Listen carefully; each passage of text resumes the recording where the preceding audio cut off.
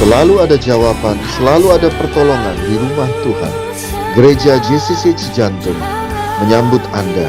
Ingat selalu bahwa Tuhan Yesus Juru Selamat kita dan masuk ke dalam hati kita sehingga kita menerima keselamatan. Selamat mendengarkan dan menjadi berkat. Oke, selamat hari-hari menjelang Natal nih, ucapannya begitu ya biasanya. Kalau menjelang Natal, saya kalau udah bulan Desember kayaknya teduh gitu ya hatinya. Oke, saya akan berikan pelajaran yang berseri, nanti yang kedua kita sambung lagi. Saya suka dengan backstory. Backstory itu berarti cerita di belakang sebuah cerita gitu ya. Dan ketika itu dipelajari itu menjadi luar biasa. Karena Yohanes mengatakan nggak bisa semuanya dituangkan di dalam Alkitab kita karena nggak ada ruangnya.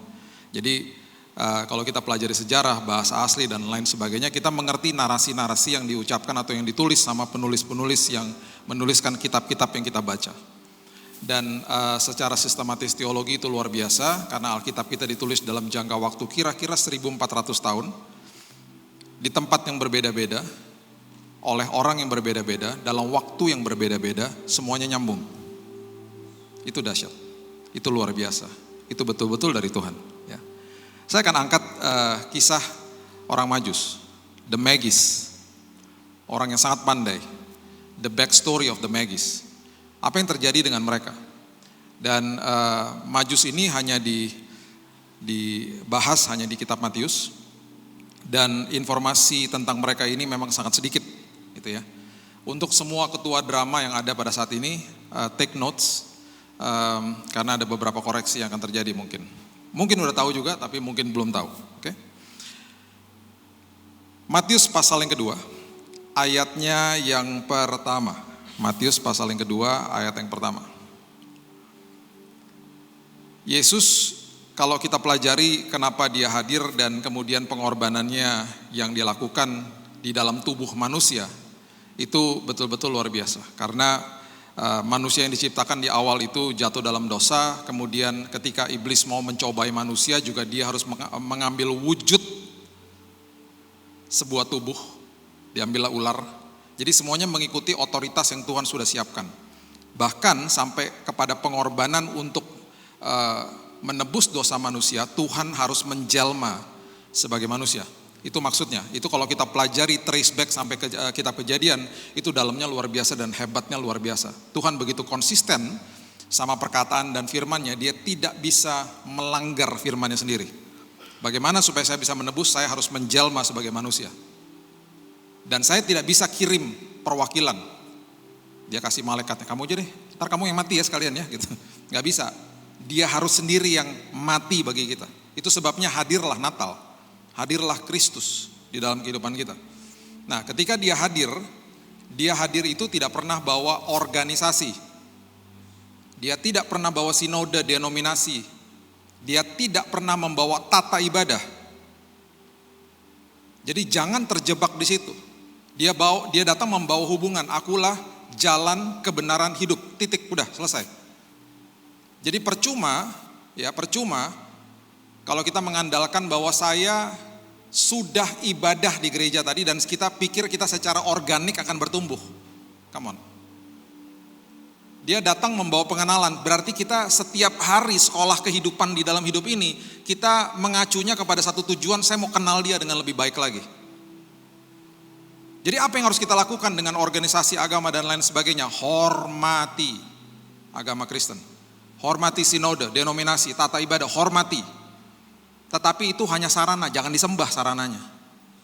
Yang disembahnya Yesusnya.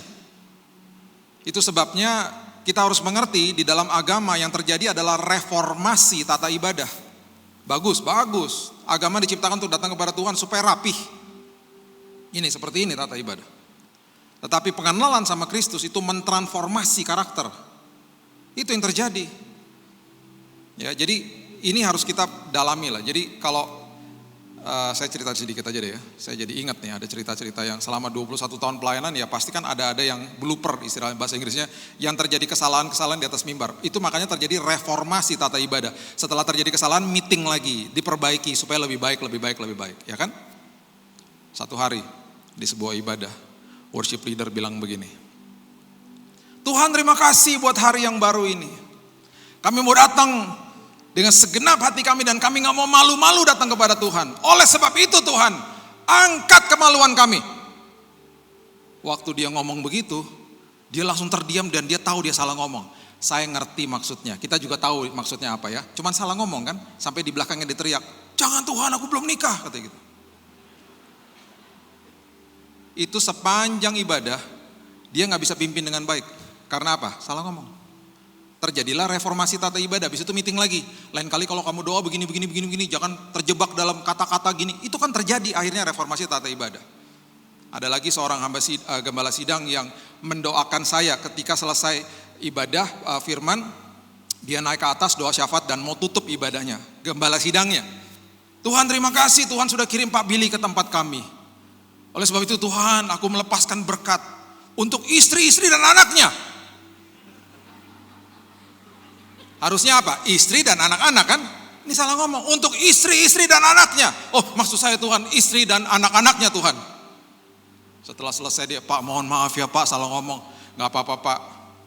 Emangnya gue Salomo apa? Istrinya banyak. Itu terjadi selalu. Musiknya salah dan lain sebagainya. Reformasi tata ibadah. Jangan dikritik, namanya juga manusia. Ya kan? Musiknya jelek, ini begini, ini gak bagus tadi. Jangan dikritik itunya. Datang pengenalan sama Tuhan, rasakan hadirat Tuhan. Makanya banyak yang hadir di dalam gedung gereja, tetapi ada yang pulang gak rasakan hadirat. Sama-sama hadir loh, tapi ada yang pulang gak rasakan hadirat. Kita di sini semuanya pasti pulang rasakan countenance hadiratnya Tuhan. Amin. Kita mengalami Tuhan. Orang Majus, ya, dikatakan di Matius 2 ayat yang pertama, dikatakan begini. Sesudah Yesus dilahirkan di Bethlehem di tanah Yudea pada zaman Raja Herodes, datanglah orang-orang Majus dari timur ke Yerusalem. Kalau kita ambil timur daripada Yerusalem, itu ada Bani Moab sama Bani Amon. Gak mungkin dari situ. Bani Moab sama Bani Amon adalah Bani yang lahir dari inses. Ketika mereka berperang, khususnya ketika mereka berhadapan dengan Yosafat, itu sampai rakyatnya ketakutan karena ketika mereka bertempur bukan sekedar serdadu yang dibunuh, keluarganya juga dibunuh. Makanya istri dan anak-anak mereka berseru kepada Tuhan di 2 Tawari 20. Jadi gak mungkin dari situ. Karena dikatakan the Magis, orang Majus ini, the wise men, the kings ini adalah orang-orang yang merupakan raja, kaya, pandai, berhikmat, dan beradab. Nah kalau kita tarik lebih jauh lagi, itu ada yang namanya Babel sama Persia, yang sekarang adalah Irak dan Iran. Oke lah, kita ambil dari situ deh, yang paling dekat. Dan memang ada kemungkinan besar dari situ. Mereka adalah raja-raja yang begitu kaya pada saat itu. Nah, jarak dari antara Babel dengan Persia sampai ke Yerusalem itu 2.200 kilo. Jadi mereka gak sembarangan. Mereka gak sembarangan tiba-tiba nongol aja di Yerusalem begitu. Kenapa? Gak ada pesawat. Gak ada jalan tol. Pak Jokowi gak ada di situ. Saya masih kagum sampai hari ini kalau lihat jalan tol di Indonesia. Kita punya presiden yang luar biasa. Tiba-tiba dalam sekejap jalan tol di mana-mana Indonesia terhubung di mana-mana. Dulu gak ada jalan tol. Jadi ketika firman Tuhan mengatakan mereka datang untuk menyembah Dia, ya, itu betul-betul luar biasa. Untuk ketua drama koreksi yang pertama, orang Majus gak pernah dikatakan yang datang cuma 3. Gak pernah. Hadiahnya 3. Orang Majusnya gak pernah dibilang 3. Nah, waktu mereka mau datang, ya, kan mereka datang beberapa nih ya. Ini kan terjadi di antara kerajaan-kerajaan di sekitar situ. Ini saya kasih tahu backgroundnya ketika kita pelajari sejarah pada saat itu. Raja pada saat itu ketika mengadakan kunjungan ke kerajaan yang lain, dia akan selalu membawa hadiah. Jadi ketika mereka membawa hadiah kepada Yesus itu udah biasa. Ya, saya mau jelaskan kenapa saya kasih tahu ini backgroundnya. Ketika mereka membawa hadiah, itu hadiahnya bukan kotak kecil. Yang mereka bawa ketika mereka mengadakan kunjungan ke negaraan itu luar biasa, karung-karung yang dibawa. Isinya apa? Gak main-main, emas dan kemudian logam-logam mulia dan lain sebagainya. Dan ketika diterima sama negara yang dikunjungi, itu mereka mempunyai inventaris di situ. Jadi raja-raja itu ketika datang diinventaris semuanya, yang pemberiannya. Ketika ada kunjungan balasan, raja yang mengunjungi raja yang pernah mengunjungi dia akan selalu memberi lebih banyak daripada apa yang dia pernah terima dari temannya. Itu istilahnya hedonisme pada saat itu. Gengsinya gitulah. Lu ngasih gue 10 juta, gue balik nanti kalau gue ke tempat lu gue kasih lu 20 juta. Gitulah kira-kira. Makanya ada inventaris. Makanya dia akan nanya, dulu waktu si Raja A kesini dia bawa apa aja? Oh dia bawa ini raja gini. Oke kita sekarang bawa lebih banyak. Gitu. Dan pastikan jangan barangnya dia yang kita udah terima kita bawa lagi ke sana. Karena itu didata semuanya. Itu ada gudangnya di sana. Itu adalah atribut dan kemuliaan mereka pada saat itu. Nah, ada beberapa Majus yang pergi ke Yerusalem. Sekali lagi ya, jaraknya 2.200, nggak ada pesawat, nggak ada tol. Saya kasih analoginya begini, jarak antara Jakarta Surabaya itu sekitar 800 sampai 900 kilo. Kalau kita naik pesawat, flying time-nya 1 jam 7 menit. Dengan boarding segala macam 1,5 jam lah nyampe. Kita bisa ajak teman, mau berangkat siang, pagi kita udah ajak. Ke Surabaya yuk, ngapain? Ya sebentar gue ada meeting atau enggak, sebentar kita mau makan kuliner, ntar sore balik lagi. Banyak tiket murah, yuk. Bisa berangkat, karena apa? Mudah. Pada saat itu enggak segampang itu. Saya baru pulang dari Bali kemarin, saya ajak, pertama kali selama pandemi, saya ajak mama saya yang umurnya 78 tahun pergi berlibur. Itu pun aman, kita gak tinggal di hotel, ada teman yang kasih villa, kita tinggal sendiri di situ. Sebelum saya pergi, saya ajak teman baik saya, nanti ke ibadah kedua dia kesini. Saya ajak dia, namanya Yosi. Saya bilang, Yos, gue mau ke Bali. Berapa hari lagi? Ikut yuk. Segampang itu, yuk. Ikut. Sama, kita kemana-mana kita bisa seperti itu. Kita bisa ngajak orang mudah. Orang Majus gak bisa. Main datang aja, ketemu sama temennya, ketika ada kunjungan, terus mereka bilang gini, ke Yerusalem yuk. Jaraknya 2.200, lucu juga tuh, yuk, berangkat yuk besok. Gak bisa, gak ada pesawat, gak ada tol. Tahu berapa lama dari negara mereka sampai Yerusalem? 30 hari. Dan naik onta. Tahu gak ketika mereka mau berjalan, ketika mereka mau menyiapkan hadiah-hadiah itu dan menyiapkan semua logistiknya, 1 bulan juga. Dan satu orang Majus itu biasanya kalau traveling ajudannya 40. Ada yang in charge buat bawa kemah, ada yang in charge buat bawa makanan ternaknya, ada yang in charge buat bawa makanan buat rajanya, buat mereka juga. Ada juga grup yang in charge buat bawa hadiahnya. 40. Ribet. Jadi gak sembarang itu. Makanya dikatakan mereka melihat bintang, itu maksudnya mereka mengalami sebuah perjumpaan dengan Tuhan di timur sana. Sampai-sampai mereka mau hadir ke Yerusalem. Terus bagaimana caranya mereka ngajak temannya? Ini pasti begini kejadiannya nih. Pasti begini kejadiannya. Mereka lagi berkunjung nih ke kerajaan temannya misalnya. Tiba-tiba mereka lagi ngopi-ngopi mungkin gitu ya. Terus mereka ngomong sore-sore. Bro, gue kemarin ya lagi mimpi terjadi sesuatu yang wow real banget loh bro. Tapi jangan diketawain ya. Gue ngelihat bintang. Gue ngelihat sebuah penglihatan. Dan gue rasanya kayaknya hati gue teduh banget. Gue kayak ngerasain Tuhan dalam hidup gue. Tapi lucunya gini bro, masa gue kayak rasa gue harus ke Yerusalem ketemuin dia. Aneh ya bro. Dia belum ada niat tuh berangkat karena dia lagi menceritakan pengalaman dia. Tiba-tiba dia pas lagi cerita, temennya itu raja yang lainnya lagi, yang lagi sedang dikunjungi ngomong gini. Serius loh, gue juga tadi malam, gue gak berani ngomong. Karena dipikirnya kalau orang dengar kayak bodoh banget gitu. Secara ke Yerusalem 2000 kilo bro. Lu juga? Gue juga. Ih gila ya.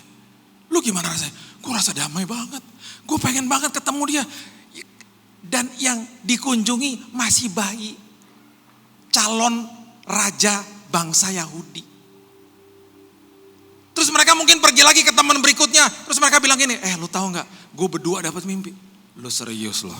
Kapan? 3 hari lalu. Gue juga bro. Gue sampai istri gue bilang gue gila. Aduh gue seneng banget. Gila lu juga? Iya. Yuk berangkat yuk. Serius lu, yuk berangkat yuk. Persiapan sebulan mereka berangkat. Itu yang terjadi di timur. Karena mereka berjumpa dengan Tuhan. Gak sembarangan ngajak orang pergi. Gak seperti sekarang. Lewatin padang gurun dan belum ada trailblazing. Trailblazing itu berarti ada orang yang pernah lewatin, mereka ikutin setapaknya, gak nyari jalan. Dan waktu mereka sampai di sana, dikatakan begini sama Alkitab. By the way, ketua drama ingat, kalau tadi satu orang Majus 40, kita taruhlah ya, orang Majus 3 gak apa-apa deh gitu, 3 yang pergi.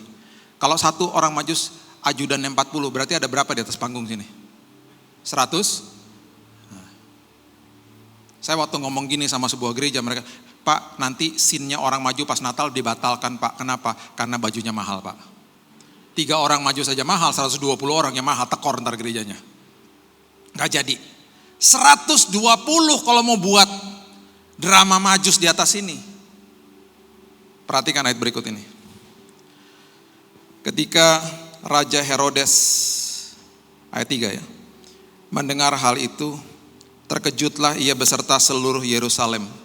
Dia terkejut, dan kenapa dikatakan terkejut seluruh Yerusalem? Karena pasti diumumkan. Ini ada orang dari timur datang, karena mereka pasti menarik perhatian, orang kaya semua datang pakai onta, wah pokoknya hebat lah datangnya. Ini ada orang-orang datang, ada yang tahu nggak? Ada bayi yang lahir calon raja, terkejutlah mereka, nggak ada yang tahu. Apa yang terjadi? Dipanggil ahli-ahli Taurat. Ayat berikutnya dikatakan begini. Maka dikumpulkannya semua imam kepala ahli Taurat bangsa Yahudi, lalu diminta keterangan dari mereka di mana Mesias akan dilahirkan.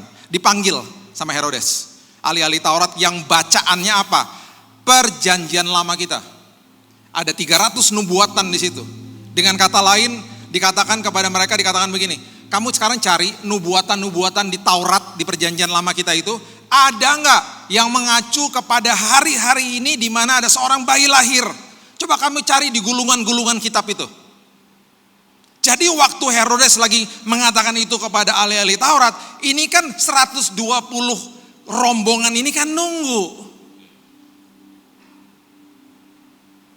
Kan ada kemungkinan ajudan-ajudannya ngomong begini satu sama yang lain. Ini si bos gila juga ya, kita diajak sampai sebulan bro, dikasih ini capek juga kita. Udah gitu dia gak yakin lagi yang lahir siapa, kita juga gak tahu kita mau kemana nih. Ada kemungkinan di sana Herodes mereka dikasih kopi sama pisang goreng. Mereka bilang, ntar dulu deh, nervous gue. Nungguin itu dulu deh, ahli-ahli Taurat dengan berita dulu. Gue kesini jauh-jauh, belum tentu juga ada bayi yang lahir. Ini mereka datang cuman modal pengalaman, mereka datang cuman modal karena mereka berjumpa dengan Tuhan. Sampai segitunya. Itu pasti momen yang paling nervous ketika ahli-ahli Taurat lagi buka gulungan-gulungan kitab di sebuah ruangan di istana Herodes. Dan apa yang terjadi? Mereka ketemu nubuatan itu. Mereka katakan begini. Matius pasal yang kelima, ayat yang kelima sampai ayat yang keenam dikatakan begini. Mereka berkata kepadanya, pasti mereka katakan, Raja, kami ketemu Raja, kami ketemu, betul Raja. Dikatakan begini, tertulisnya di Mika pasal yang kelima, ayat yang kedua, ada di Alkitab itu. Mereka kutip begini, mereka berkata kepadanya, di Bethlehem di tanah Yudea, karena demikian ada tertulis dalam kitab Nabi. Nabi siapa? Nabi Mika, ada di Mika kita. Dan engkau Bethlehem tanah Yehuda, engkau sekali-sekali bukanlah yang terkecil di antara mereka yang memerintah Yehuda, karena daripadamu akan bangkit seorang pemimpin yang akan mengembalakan umatku Israel. Coba lihat Mika pasal yang kelima ayat yang kedua, sama. Coba buka kitab Mika pasal yang kelima ayat yang kedua. Tetapi engkau hai Bethlehem Efrata, hai yang terkecil di antara kaum-kaum Yehuda, daripadamu akan bangkit bagiku seorang yang akan memerintah Israel yang permulaannya sudah sejak purbakala, sejak dahulu kala. Mereka ketemu. Bisa bayangin gak 120 orang berteriak-teriak, bersorak-sorak, pada peluk-pelukan, yes, yes gitu. Raja Herodes, Bethlehem di mana? 9 kilo dari sini. Lo ada mobil? Kalau ada mobil 15 menit. Enggak ada lah, ontak gue bawanya. Ya, setengah hari nyampe lah sampai sana. Saya pernah bawa mobil dari situ ke Bethlehem, Yerusalem. 15 menit nyampe, 9 kilo cuman. Dan mereka keluar. Sebelum mereka keluar, ayat 7 dikatakan, diam-diam Herodes memanggil orang-orang Majus dan dengan teliti bertanya kepada mereka bila mana bintang itu nampak. Ya, kemudian ia menyuruh mereka ke Bethlehem, katanya pergi selidiki dengan seksama hal-hal mengenai anak itu dan segera sesudah kamu menemukan kabarkan kepadaku supaya aku pun datang menyembah dia. Kita sudah tahu Herodes mau membunuh Yesus karena dia merasa terancam sebagai raja. Ayatnya yang ke-10, ayat yang ke-9 maksud saya. Setelah mendengar kata-kata raja itu berangkatlah mereka. Lihatlah bintang yang mereka lihat di timur mendahului mereka hingga tiba di atas, berhenti di atas tempat di mana anak itu berada. Mereka lihat lagi bintang itu. Jadi ketua drama, bintang itu gak pernah ngikutin mereka dari timur sampai ke Yerusalem, enggak. Bintangnya nongol lagi pas udah di Herodes. Udah cuman majusnya cuman 3, bintangnya ngikut. Salah banget. Bintangnya gak ngikut, bintangnya keluar lagi di tempat Raja Herodes. Ketika mereka melihat bintang itu sangat bersuka cita lah mereka. Karena lihat lagi, ada konfirmasi lagi. Ayat 11. Maka masuklah mereka ke dalam apa? Setelah mereka sampai rumah itu dan melihat apa? Anak itu bersama Maria ibunya lalu sujud menyembah dia. Mereka pun membuka tempat harta bendanya dan mempersembahkan persembahan-persembahan kepadanya, yaitu emas, kemenyan, dan mur. Orang Majus, catat ini, tidak pernah ke palungan. Orang Majus ke rumah. Jadi jangan buat drama orang Majus ketemu sama gembala di palungan. Biasanya gembala udah datang duluan, orang Majusnya datang. Woi, apa kabar lo? Gak ada, orang Majus gak pernah ke palungan. Orang Majus gak pernah ketemu gembala di palungan juga. Dan orang Majus pergi ke rumah dan dikatakan Yesus sudah jadi anak, bukan bayi lagi. Yusufnya gak ada loh. Berarti ini sudah hari-hari biasa. Yusuf udah mungkin balik kerja. Lagi ngojek lagi dia, mungkin. Lagi ada orderan GoFood. Yusuf gak ada, Yusuf lagi kerja. Dan waktu mereka sampai ke kota itu pasti gemerincing karena apa? Karena karung demi karung, gak ada. Biasanya kan kalau drama Natal, Majusnya bawa kotak-kotak kecil gini kan, emas, kemenyan, dan mur. Udah cuma 3, bintangnya ngikut terus, salah semua tuh. Udah gitu kadonya begini lagi, bukan karung. Karung, emas, kemenyan, dan mur, karung. Kita sudah tahu akhirnya mereka tidak kembali menemui Herodes. Dan dikatakan begini, ayat 12, ayat terakhir. Karena diperingatkan dalam mimpi, makin tajam ya pengenalan sama Tuhan. Waktu di timur mereka lihat bintang, kemudian mereka saling konfirmasi, mereka berjumpa dengan Tuhan. Sekarang mereka berjumpa sendiri dengan Yesus. Dan akhirnya mereka begitu tajam pewahyuannya, sampai-sampai ketika mereka diperingatkan dalam mimpi, mereka udah tahu, mereka sudah biasa mendengar suara Tuhan akhirnya di sini. Supaya jangan kembali ke Herodes, mereka pulang ke negaranya, mereka ke negerinya melalui jalan lain. Pertanyaan saya,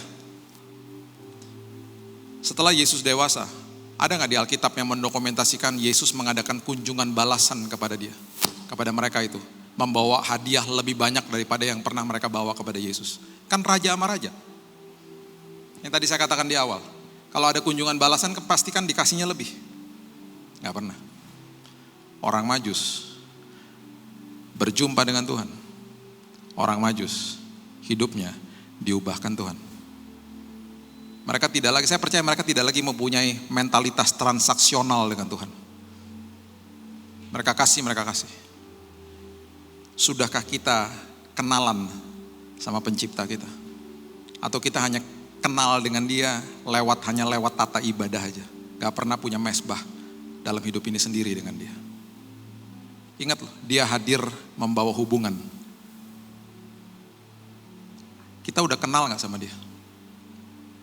Saya akan tutup, ada 5 menit terakhir. Saya akan tutup dengan ini. Ini analoginya. Yesus katakan kepada Thomas, akulah jalan, kebenaran, dan hidup. Banyak pun orang Kristen berpikir bahwa Yesus atau Alkitab adalah buku filosofi, buku rumusan. Kalau saya buka, saya akan ketemu jawaban bagi hidup saya. Betul, banyak jawaban. Tapi bukan dari situ jawabannya. Jawabannya dari hubungan sama Yesus. Baru Alkitabnya akhirnya terbuka untuk kita dan kita ngerti pewahyuannya. Jadi jangan seenaknya buka-buka Alkitab pikir bahwa ini buku formula apa yang jawabannya ya. Terus kemudian kita mereduksi Tuhan. Kita minta-minta sama Tuhan, kalau gak dikasih kita marah. Padahal Tuhan menjawab kebutuhan bukan keinginan. Saya tutup dengan ini. Saya baru berkenal dengan Brother Catur. Kalau misalnya saya naik pesawat dengan dia ke Singapura, berdua. Ketemu di pesawat, duduk berdampingan. Bro, kayaknya pernah lihat deh, di mana ya? Jesse, oh iya, apa kabar? Gitu kan, ngobrol. Sampai ke Singapura dari Jakarta 1,5 jam lah. Kepotong tidur, kepotong makan mungkin di pesawat. Ngobrol, sampai di Singapura. Bro, ini dong, minta nomor HP dong. Saling kasih nomor HP. Nanti kalau di Jakarta kalau ketemu kontak-kontak ya, ngopi-ngopi ya. Oke, udah pisah. Satu hari, saya ketemu dengan beliau di Plaza Indonesia misalnya. Bro Catur ingat gak? Gue Billy botak Garuda Singapura. Oh iya apa kabar? Oh ketemu ngobrol-ngobrol. Biasa kan kita kan? Saya lagi sama istri saya. Habis ngobrol-ngobrol, pisah. Saya bilang sama istri saya, itu Bro Catur. Aku kenal sama dia. Betul gak? Kenal, statusnya apa? Kenal. Pernah duduk bareng di pesawat. Sekarang bayangin, kalau saya sama beliau, jalan kaki. Sama seperti Majus, jalan kaki ke Singapura. Nyampainya sebulan, budget terbatas. Yang kita bawa apa? Tenda di dalam ransel. Karena gak bisa tinggal di hotel, budget terbatas. Indomie, kornet, pisang, bekal. Jalan kaki lihat mana? Masuk tol, arah Merak sana, jalan tuh. Nyebrangin Selat Sunda sampai ke Lampung. Jalan kaki sampai ke atas Pekanbaru. Nyebrangin pulau-pulau sampai ke Singapura akhirnya. Yang gak tahu geografi bingung, apaan sih tuh? Di hari pertama ketika saya baru jalan sama dia, saya kenalan juga dong, kan kenalan hari pertama. Di hari kedua udah 24 jam sama-sama, saya gak mungkin nanya namanya lagi. Bro, namanya siapa kemarin? Lupa gue. Maaf bro, karena gue botak jadi nguap semua nih memori nih. Gak mungkin, hari kedua, hari ketiga kita udah ngelewati suka dan duka sama-sama. Kita ngelewati hujan, banjir, panas sama-sama. Kita ngelewati ketika Indomie tinggal satu bagi berdua sama-sama. Kita ngelewati malam demi malam tidur di tenda. Dan saya tahu akhirnya kita sama-sama tahu yang ngoroknya yang lebih keras siapa. Betul dong? Akhirnya apa? Selama 30 hari perjalanan itu, kita saling berbicara dan kita saling bertukar informasi. Pergumulan masa lalu, pergumulan hari ini, harapan masa depan sama dia. Ketika sudah sampai di Singapura dan saya hadir kembali di sini, saya nggak mungkin bilang begini. Ini kenalan saya bukan. Saya akan bilang gini, Bapak Ibu, Brother Catur adalah sahabat baru saya. Karena saya jalan kaki sama dia, 30 hari lewatin suka dan duka sama dia. Yesus katakan aku adalah jalan, kebenaran, dan hidup. Banyak orang mau mengerti tentang kehidupan dan kebenaran, tapi bilang begini, pakai jalannya saya Tuhan. Enak aja. Kalau kamu mau mengerti tentang kehidupan dan kebenaran, aku jalannya. Tapi aku lebih suka naik pesawat Tuhan, kan lebih cepat. Aku gak akan pernah ajak kamu naik pesawat. Aku gak suka yang cepat-cepat. Kamu jalan sama saya. Seringkali jalan dia gak enak. Jalan kaki sama saya. Jalan sama dia. Kita akan berteriak, kenapa? Ada lembah kekelaman tiba-tiba. Tuhan, lembahnya gelap banget Tuhan. Tenang, kan sama saya jalannya. Udah pegang tangan saya. Lewatin lembah kekelaman. Setelah selesai kita berteriak lagi. Tuhan terowongan gelap Tuhan, ujungnya aja gak kelihatan. Tenang, kan jalan sama saya. Ribet amat sih jadi anak. Itu kalau saya, kalau Tuhan gak mungkin gitu. Ketika udah selesai semuanya, dia akan colek kita. Coba kamu lihat ke belakang. Kita akan terkagum-kagum. Wow, kok bisa ya Tuhan aku lewatin semuanya itu? Tuhan bilang apa? Kan sama saya jalannya. Kan sama saya. Setelah perjalanan proses itu selesai, kita akan bilang gini sama Tuhan. Terima kasih Tuhan, aku kenal Engkau dengan lebih baik lagi sekarang. Tuhan mengenal kita 100% karena dia Allah Elohim, Allah pencipta. Pertanyaannya, kita kenal gak sama dia? Makanya ada perjalanan iman, ada perjalanan proses. Ketika itu terjadi bilang gini, terima kasih Tuhan. aku lagi diproses untuk mengenal Engkau dengan lebih baik lagi. Karena dia mau kita mengerti tentang kebenaran, dia mau kita mengerti tentang kehidupan, pakai jalannya dia. Makanya dia katakan, akulah jalan, kebenaran, dan hidup. Itu yang terjadi sama The Magis, sama orang Majus. Dan saya harapkan itu yang terjadi sama kita semuanya di tempat ini. Berikan tepuk tangan kita untuk Tuhan kita.